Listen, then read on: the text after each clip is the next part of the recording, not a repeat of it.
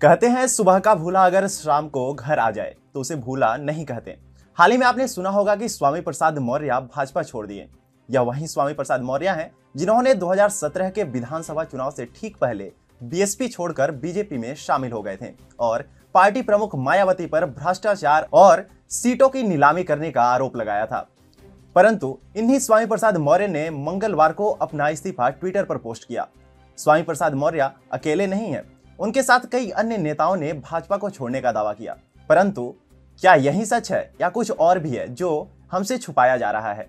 नमस्कार, स्वागत है आपका टीएफआई पर, जो है भारत का सबसे बड़ा अल्टरनेट न्यूज मीडिया पोर्टल। और मैं अवनीश तिवारी आपको अवगत कराऊंगा कि कैसे भाजपा वो कर रही है जो उसे दिल्ली और बंगाल जैसे क्षेत्रों में पहले ही प्रारंभ कर देना चाहिए था, वो है सफाई। चुनावी मौसम में दल बदल आम बात है। चुनाव के दौरान मौका देखकर एक दल से दूसरे दल में जाने वाले नेता हमेशा से पार्टियों के लिए संकट खड़ा करते रहे हैं। उनका एक ही मकसद होता है, यदि हम ना खा पाए तो दोना लुढ़का देंगे। लेकिन कुछ नेता ऐसे होते हैं जो हर चुनाव में गिरगिट की भांति अपना रंग बदलते हैं, विचारधारा बदलते हैं, टिकट के लिए पार्टी पर दबाव बनाने की कोशिश करते हैं और जब उनकी चाल नाकामयाब हो जाती है तो दूसरी पार्टियों में पलायन कर जाते हैं। यूपी के स्वामी प्रसाद मौर्य इसके हालिया उदाहरण है। उनके लिए जहां देखा दम वहां खिसके हम वाली कहावत कही जा रही है, लेकिन सच्चाई इससे बिल्कुल विपरीत है। वरिष्ठ नेताओं का कहना है कि गोवा के मंत्री माइकल लोबो और उत्तर प्रदेश में स्वामी प्रसाद मौर्य के पार्टी से जाने की आशंका थी। उन्होंने कहा, भाजपा दोनों राज्यों में अपने लगभग 1/3 विधायकों को टिकट देने से इनकार कर सकती है।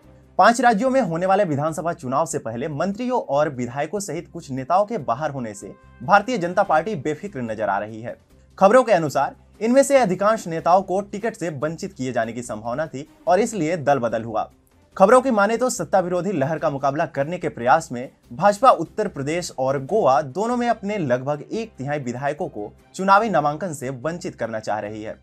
जो लोग जा रहे हैं वे जानते थे कि परिवार के सदस्यों को टिकट देने की उनकी अनुचित मांगों को पूरा नहीं किया जाएगा और इसीलिए उन्होंने विपक्षी खेमे के साथ बातचीत शुरू कर दी है। गोवा के मुख्यमंत्री प्रमोद सावंत ने इस मुद्दे पर कहा है, भारतीय जनता पार्टी एक बड़ा परिवार है जो पूरी निष्ठा के साथ मातृभूमि की सेवा करती है। लालच और व्यक्तिगत हितों के एजेंडे को पूरा करने के लिए कुछ दल बदल सुशासन के हमारे एजेंडे को रोक नहीं सकते। स्वामी प्रसाद मौर्य के मामले पर भाजपा के एक वरिष्ठ नेता ने कहा, यह वास्तव में एक झटका था। उसकी गतिविधियों से यह स्पष्ट था कि वह पार्टी छोड़ देंगे। पार्टी ने उन्हें कैबिनेट पद से लेकर सांसद के टिकट तक उनकी बेटी को सब कुछ दिया। इसके लिए हम तैयार थे। बहुत से लोग पार्टी छोड़ रहे होंगे क्योंकि वो जानते हैं कि उन्हें भी टिकट से वंचित कर दिया जाएगा। टिकट सुरक्षित करने के लिए सभी को काम करने की जरूरत है।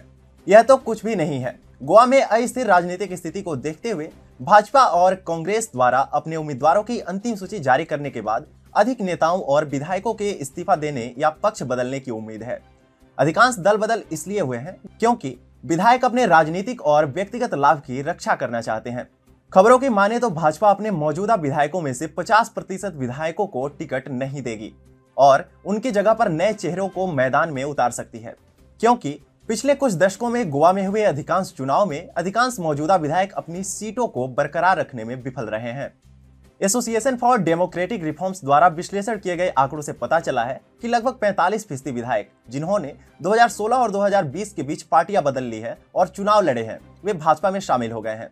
दूसरी ओर दल बदल करने वाले 42% विधायकों ने कांग्रेस छोड़ा है। एडीआर ने 443 विधायकों और सांसदों के चुनावी हलफनामों का विश्लेषण करते हुए एक रिपोर्ट जारी की जिन्होंने उन 5 वर्षों में पार्टियों को बदल दिया और फिर से चुनाव लड़ा। इससे पता चलता है कि दल बदल करने वाले 405 विधायकों में से 170 यानी 42% विधायक कांग्रेस के थे। भाजपा 18 विधायकों के दल बदल के साथ नीचे से दूसरे स्थान पर थी। आंकड़ों से पता चलता है कि भाजपा स्पष्ट रूप से उन विधायकों की पसंद की पार्टी थी जिन्होंने दोबारा चुनाव लड़ा था।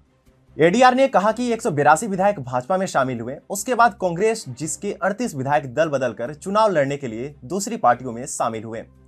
रिपोर्ट में कहा गया कि मध्य प्रदेश, मणिपुर, गोवा, अरुणाचल प्रदेश, कर्नाटक में इन 5 वर्षों के दौरान विधायकों के दल बदल के कारण सरकारें गिर गई। विधानसभा तो विधानसभा, केंद्र में तो स्थिति और भी गंभीर है। 2016 और 2020 के बीच कुल 12 लोकसभा सांसद भी चुनाव हार गए। इनमें से 5 ने 2019 के लोकसभा चुनाव के दौरान भाजपा को छोड़कर दूसरी पार्टी का दामन थामा। इतनी ही संख्या में लोकसभा सांसद कांग्रेस में शामिल भी हुए।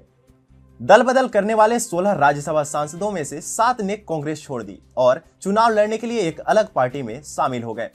राज्यसभा सांसदों का एक बड़ा हिस्सा 10 सांसद या 62.5% सांसद भाजपा में शामिल हो गए। ध्यान देने वाली बात है कि चुनाव लड़ने के लिए दल बदल करने वाले 12 लोकसभा सांसदों में से कोई फिर से दोबारा सांसद नहीं बन पाया। लेकिन राज्यसभा में स्थिति अलग थी, जहां सभी 16 दल बदलुओं को फिर से चुना गया। स्वामी प्रसाद मौर्य जैसे जितने भी अवसरवादी हैं, जो विचार के कारण नहीं लोभ के कारण आए हैं, उनके द्वारा पार्टी छोड़ने में ही सबकी भलाई है। भाजपा को सही समय पर यह काम करना चाहिए था, ताकि बंगाल में ऐसे नेताओं को बाहर किया जाए और बंगाल में सरकार बनाई जा सके। जो विचार का नहीं है उसको परिवार में रहने का कोई हक नहीं। इसलिए यह आवश्यक है कि उचित समय में ऐसे नेताओं से निपटा जाए। बंगाल में पार्टी की वफादारी हमेशा से संदेह में रही है। इसकी प्रक्रिया 2011 में शुरू हुई, जब टीएमसी ने 34 साल से वहां पे शासन कर रही वाम मोर्चा की सरकार को हराया और वामपंथी कार्यकर्ताओं के बड़े वर्ग, यहां तक कि निर्वाचित प्रतिनिधियों ने भी टीएमसी का दामन थाम लिया। इसके बाद जब भाजपा ने भारतीय कम्युनिस्ट पार्टी मार्क्सवादियों को टीएमसी के प्रमुख विरोधी के रूप में बदल दिया, तो टीएमसी के कार्यकर्ता और नेता ब्लॉक इस नई पार्टी में आ गए। ममता बनर्जी के भरोसेमंद सहयोगी मुकुल राय ने टीएमसी छोड़ दी और 2017 में बीजेपी में शामिल हो गए। वहीं बंगाल विधानसभा चुनाव 2021 में हार मिलने के बाद वह दोबारा से टीएमसी में शामिल हो गए। कई बार ऐसे नेताओं की नाराजगी सही होती है और हमें खुश होना चाहिए कि नए नेताओं के नए ऊर्जा से भाजपा को लाभ होगा।